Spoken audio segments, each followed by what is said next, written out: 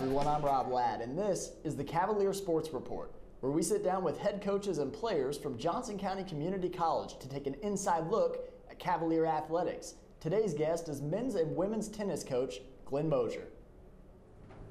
Coach Moser, thanks for being with us again. If you would just kind of take us through the last week. You had a rain out last Tuesday against Graceland University, but you picked things back up on Thursday against Cali. Just kind of take us through the last week. Yeah, when Cali came on, they're the odds-on favorite to be regional champions in both men and women. And our men played them. It was a 6-3 duel in favor of Cali. But we had two matches, one that a player lost 7-6, 7-6, and another one lost 10-7 in a match tiebreaker. So we're literally points away from winning those, and if we win those two matches, we win the duel 5-4. So now Cali really doesn't look that far ahead of us, and I know in our guys' minds they're not, and I'm probably in their minds as well, that they kind of got a wake-up call that there's going to be a real battle here at the region tournament.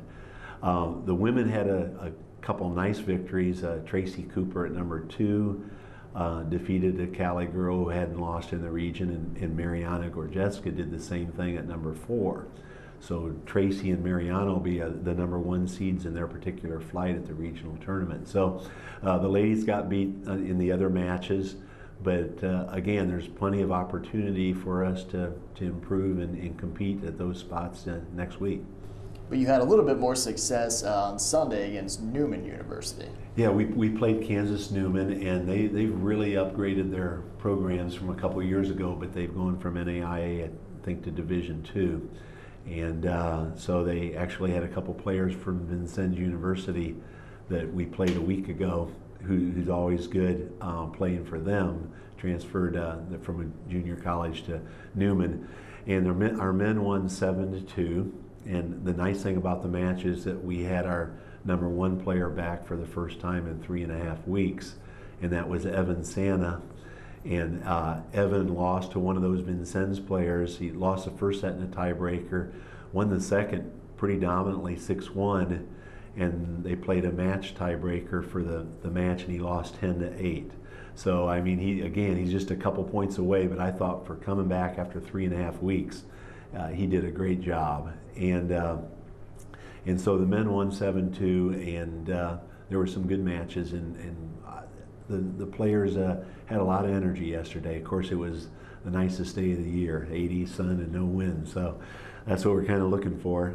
The women was the real surprise because Haley, our number 1 player, Haley Craig, was injured, and so we had to move everybody up, and the girls actually beat Kansas Newman 5-4, so that's going to give them a little, energy and optimism for the regional tournament coming up here this weekend. So I'm excited about that.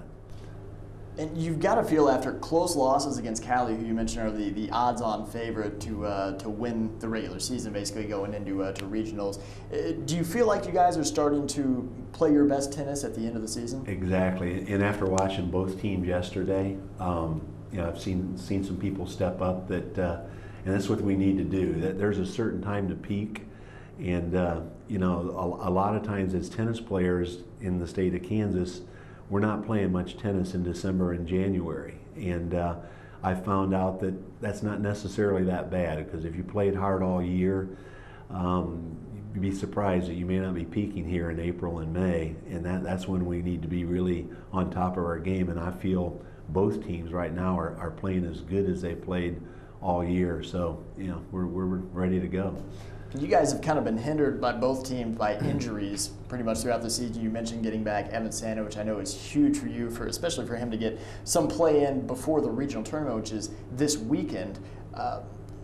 It works a little bit differently there, where you guys can have kind of a struggling regular season, but as long as you do good in this upcoming tournament, you can still qualify for nationals. Yeah, Rob, our first goal, the very first day we meet as a team, I say, our number 1 goal is for the team to make it to nationals. And so, your season can, our women haven't had as good a season record-wise as we would like, but we've never had, usually have about 2/3 of the team there.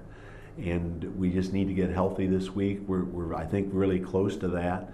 We have one girl with a bad knee, another with a bad ankle, and you know, if we can get them ready by Friday, you know, we're going to be in good shape. And I feel really confident with both these teams qualifying for the national tournament. And our national tournament, by the way, the women 2 weeks after regionals, if they make it, is in Tucson, Arizona. And I always tell the girls it's going to be 92 and sunny, 92 and sunny, and every day it's 92 and sunny.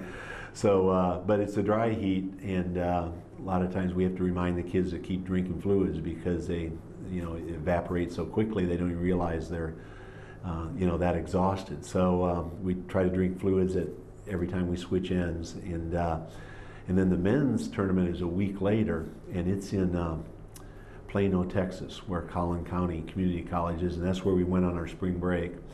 And so it's like a little U.S. Open there. I mean, it's got 12 courts, a lot of seats, you know, shade covering for the fans, and it's a very enjoyable experience. So we're hoping that we get to compete at both those venues at Plano and Tucson. So. But it's a little bit different than other sports where you have the opportunity to compete as a team, but if your team doesn't qualify, you can still send players to both events. Yeah, and that's kind of rare, but in our region, but there are some regions that just send individuals, and basically your number one player, if your team doesn't qualify and they win their number one flight, they get to go as an individual, and the same way with your number one doubles team.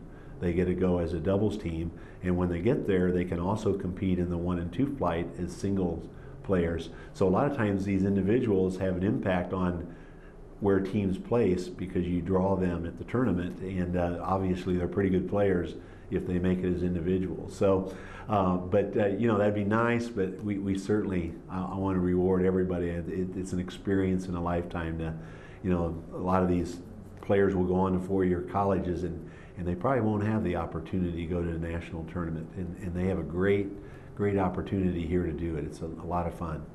As we look down at the schedule here for the rest of the season, you've really only got a few events left, but there's a pretty big gap in between the regional championship and the national tournament. So you schedule Northwest Missouri State University to play in between them. Talk about the extended delay between those two tournaments and how that can affect you guys' play. I'm not really sure why we keep scooting the regional tournament up. You know, we play the region first among any sport in the spring that there is, and so we have a 2-week gap between women's nationals and regionals, and a 3-week gap for the men. So we always schedule 1 or 2 matches, and then if we have any rainouts, we can reschedule. So we could play Graceland, Northwest Missouri, and Washburn, you know, between now and then, and hopefully play at least 2 of those to keep us kind of match sharp, you know, for the national tournament. So, yeah, that's nice, and we're looking forward to it.